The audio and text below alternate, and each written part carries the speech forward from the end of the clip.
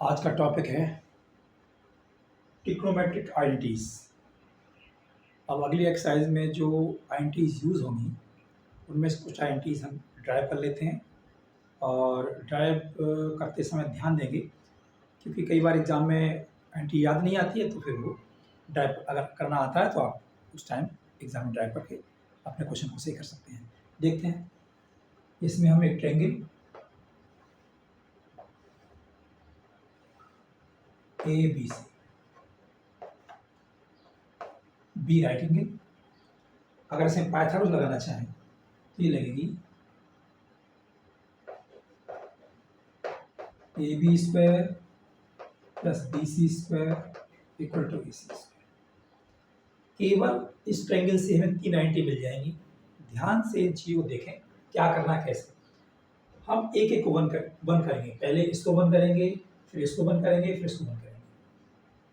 इस इक्वेशन में किसी को बंद करने का मतलब है, अगर ए सी को इसको बंद करना चाह रहे हैं तो पूरी इक्वेशन को ए सी स्क्वायर से डिवाइड कर देंगे, यानी कि A B square upon A C square plus B C square upon A C square equal to A C square upon A C square. ये कैंसिल हो गया। हम यहाँ देख रहे हैं आया मिल गया ए बी अपॉन ए सी का whole square plus B C upon A C का होल स्क्वायर इक्वल टू। अब जरा देखें एंगल ए के लिए, A B upon A C, A B upon A C, ये क्या बनना है?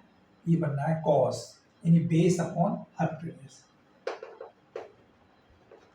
कॉस ए का स्क्वायर के बजाय हम कॉस स्क्वायर ए कर देते हैं plus B C upon A सी, इस एंगल के बी सी परपेंडिकुलर है और ये हाइपोटेन्यूज है, ये बन गया sine square A equal to 1। एक आइडेंटिटी मिल गई। अगर इस एंगल को हम थीटा कह दें तो इसको वैसे भी लिख सकते हैं cos square theta plus sine square theta equal to. तो इस आइडेंटिटी को यहाँ लिख देते हैं cos square theta plus sine square theta equal to. इसको रिफॉर्म करना चाहें तो क्या पॉसिबिलिटी है? हम कह सकते हैं cos square theta equal to 1 minus sine square theta, या हम कॉस को ले जाएं तो हो जाएगा sine square theta equal to 1 minus cos square theta, यानी हम लिख सकते हैं sine square theta equal to 1 minus cos. Basically इसी के दोनों फॉर्म हैं, तो हम किसी एक क्वेश्चन जब पक करेंगे तो इसमें किसी फॉर्म में लगाने पे आइडेंटिटी मिल सकती है। तो एक आइडेंटिटी हमें मिल गई यहाँ से, इसको नोट करें एक तरफ। अब दूसरी बात,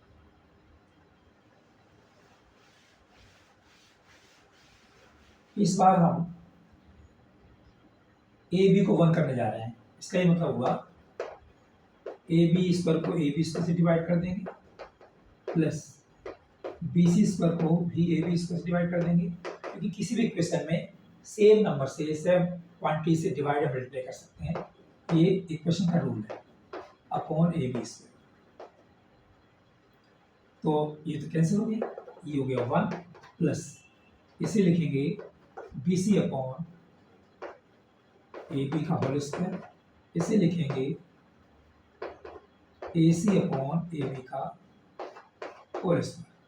अब अगर हम ट्रायंगल में देखें 1 plus B C upon angle A के लिए B C upon A B, B C upon A B, ये परपेंडिकुलर ये बेस, यानी परपेंडिकुलर अपॉन बेस होता है 10 square A plus A C upon A B, A C upon A B यानी कि hypotenuse upon ये बेस, ये perpendicular, ये मिल जाएगा आपको 8 cosec hypotenuse upon base sec square यहाँ इक्वल का मार्क है। एक आइडेंटिटी हमारी बन गई। अगर हम यहाँ थीटा ले लें तो हम ले सकते हैं 1 plus tan square theta equal to sec square theta. इसको और हम क्या ले सकते हैं, इस साइन टी को यहाँ लिख देते हैं 1 plus tan square theta equal to sec theta. और क्या ले सकते हैं, इसको हम ले सकते हैं tan स्क्वायर भेज दो तो sec square minus tan square theta equal to 1, एक आइडेंटिटी हो गई। या 1 को अगर भेज दो तो मिल जाएगा tan square theta equal to sec square minus 1। ये तीनों आइडेंटिटी एक ही है, बस लिखने के तरीके हमें इस फॉर्म में या इस फॉर्म में या इस फॉर्म किसी फॉर्म में लगाने को मिल सकती है। एक और देखते हैं identity.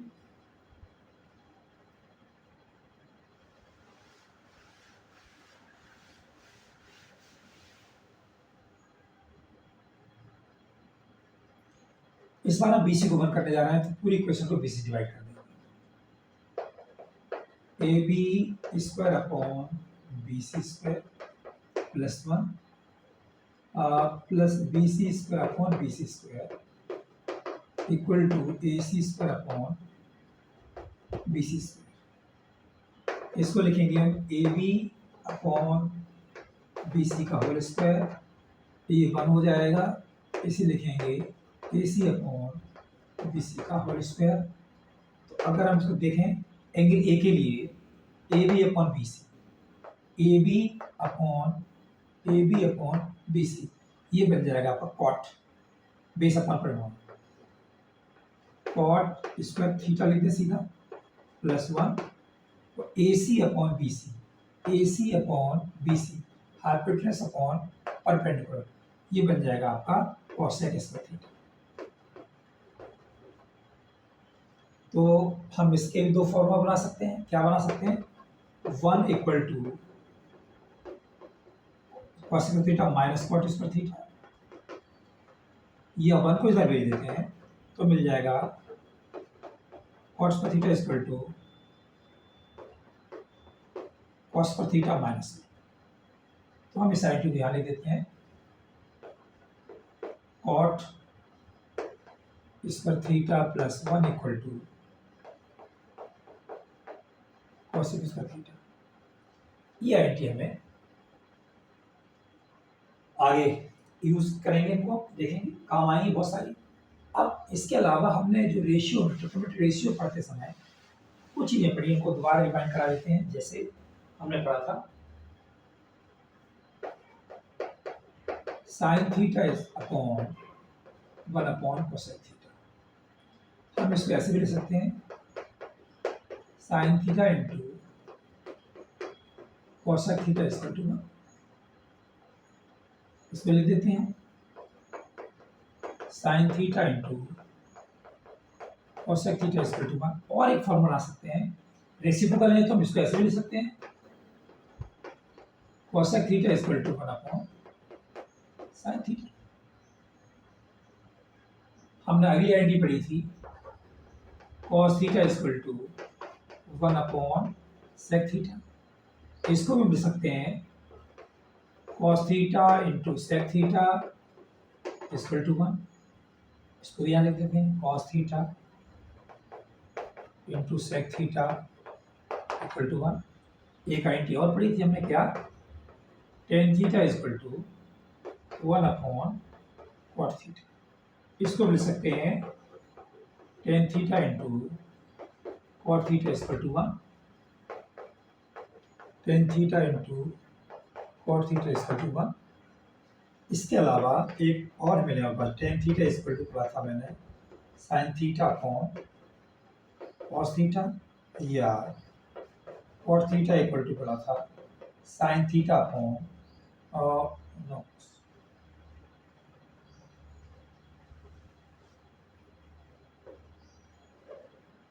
Cos theta upon sine theta. ये सारी आइडेंटिटी हमें काम आने वाली हैं, इनको ठीक से समझ लेंगे। और अब हम एक्सरसाइज क्वेश्चंस लेंगे।